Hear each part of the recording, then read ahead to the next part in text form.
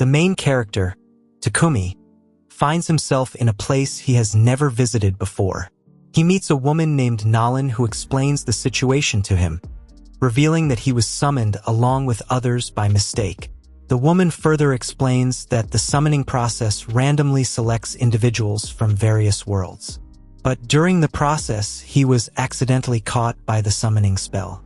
Nalan admits that the summoning spell is flawed and dangerous.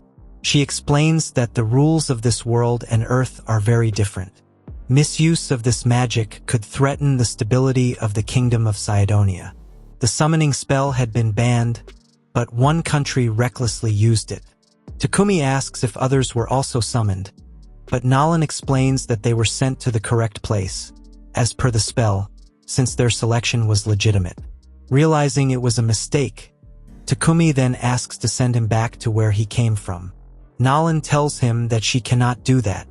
She explains that the process cannot be reversed because his physical body no longer exists to house his soul. She explains that his body suffered irreparable damage during the summoning process.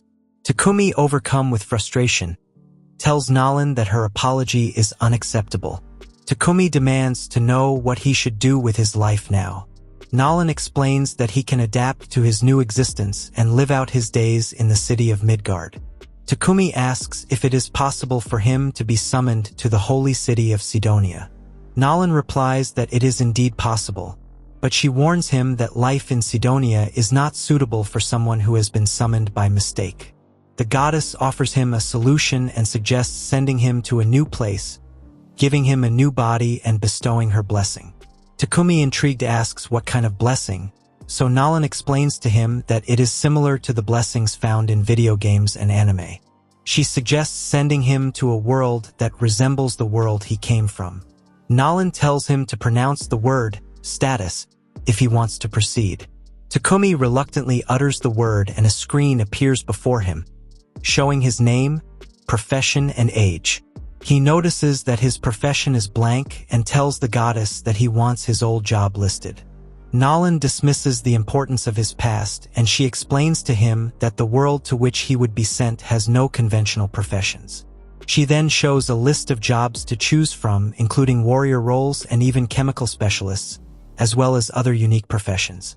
Takumi tells her that he does not want to deal with fighting and prefers manual labor. Nalan offers to grant him a useful spell to help him with his work.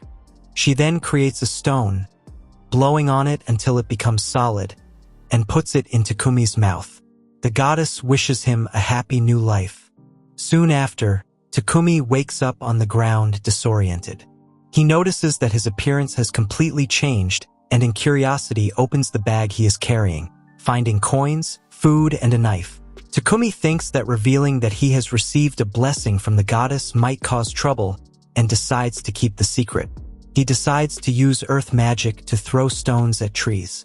Enthusiastic about his abilities, Takumi continues his exploration and comes across a rare piece of wood that, upon evaluating it through his enhanced senses, he discovers that it is a valuable material that can be made into a spear. Takumi also finds many plants to create toxins and medicinal properties, but he struggles to store them and remembers the possibility of using his private warehouse.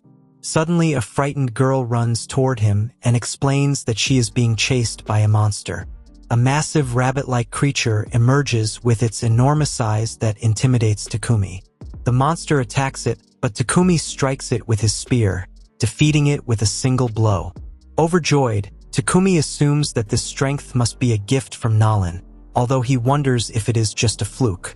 The system informs him that he has become a warrior, but Takumi states that he is not interested in being a fighter. Takumi asks the girl why she ventured into such a dangerous area, and she explains that she came to collect herbs for medicine. She mentions that she is from the village of Board. Takumi asks if he can accompany her back to the village, and she happily agrees. The girl notices the killed rabbit and asks if they plan to leave it behind, mentioning that its meat is delicious. Surprised, Takumi places the rabbit back in his magic trunk, surprising the girl. She then introduces herself as Molly and the two leave for the next village. Meanwhile, in the Empire of Cydonia, 3 students are summoned to a temple. Suddenly, an empress named Elizabeth, approaches them. Elizabeth explains that they have been chosen for their extraordinary powers and must be used to save the world. Thanks to the goddess Nalan's blessing, the girl senses something disturbing, and she realizes that Elizabeth is not as benevolent as she seems. Meanwhile, Takumi is warmly welcomed by Bunga, Molly's father, who expresses his gratitude to him for saving his daughter. Takumi asks if he can stay in the village for a while, and Bunga agrees. Takumi says the land here is rich in medicinal herbs perfect for preparing remedies. Baban, Bunga's friend, adds that the village also has facilities for handicrafts. Bunga reveals that there is currently no housing available in the village, but he quickly gathers a group of workers and they head to an empty plot of land to build a house. Takumi begins using his magic to prepare the ground for construction, and everyone is amazed as he creates a solid foundation.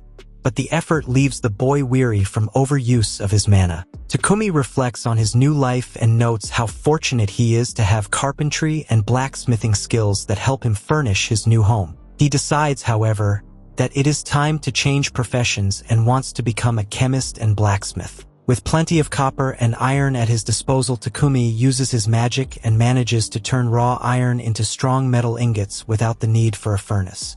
Meanwhile, Molly goes to see Takumi and she knocks on his door. When she receives no answer, she opens it and finds Takumi collapsed on the floor. Takumi regains consciousness and explains that he overworked himself, using too much magic, and felt nauseous. Bunga hands Takumi an energy drink to restore his mana, so he feels rejuvenated and resumes his work creating various ingots and even household items such as utensils and other tools. Later, he joins Baban in creating weapons and uses his fire magic to forge a new piece. Then, Takumi asks Bunga for some healing potions so he can try to create similar ones. He attempts to replicate them, but notices that his potions are different colors and do not have the same healing power. Determined to perfect his skills, Takumi ventures into the forest and begins tasting various herbs. Unfortunately, one of them turns out to be poisonous and causes him severe nausea. As he recovers, a huge creature known as the armored boar appears behind him. Firmly gripping his spear, Takumi prepares to defend himself. The boar forces Takumi to attack with his spear, but the boar's tough hide renders the wretched spear ineffective, and it breaks. Takumi then attempts to use his earth magic, hurling rocks at the boar, but the creature remains impassive. He tries to use wind magic, but it too has no effect. Just as Takumi is running out of options, he hears a faint whisper behind him and turns around, seeing a large, wounded, poisonous spider. Unsure how to proceed, Takumi tries to concentrate, and before the boar can strike him, the spider intervenes by creating a spiderweb barrier that deflects the boar from its path. Although the web has slowed him down, the boar prepares for another attack. Takumi suddenly remembers his alchemical skills. When the boar attacks again, Takumi uses his skills to launch himself into the air from above and delivers a powerful attack to the boar's head, killing it for good. Soon after, the spider becomes docile and seems to form a bond with Takumi, following him everywhere and accepting him as its master. Takumi decides to name the spider Maple and strengthens it by repairing its damaged leg and earning the little spider's loyalty and affection. Meanwhile, in the village, news of Takumi's victory over the armored boar spreads quickly. Bunga, surprised, says that he has never heard of anyone taming insects before, but it seems Takumi has succeeded. Takumi asks what the nearest town is, and Bunga replies that it is the town of Bolton, but it is quite far from here. Meanwhile, Nalan watches Takumi from above, and she silently encourages him to go on. Her friend appears beside her and asks her what she wishes for Takumi. Nalan hesitates to answer, but her friend reminds her that she gave Takumi a new body with her blessing and sent him a year back into the past, long before the Empire of Sidonia cast its summoning spell. This goddess surely must have something in mind for our Takumi. Here is the first episode of this new anime. If you would like to find out the fate of Takumi and the goddess Nalan, subscribe to the channel and comment on this video. Until next time.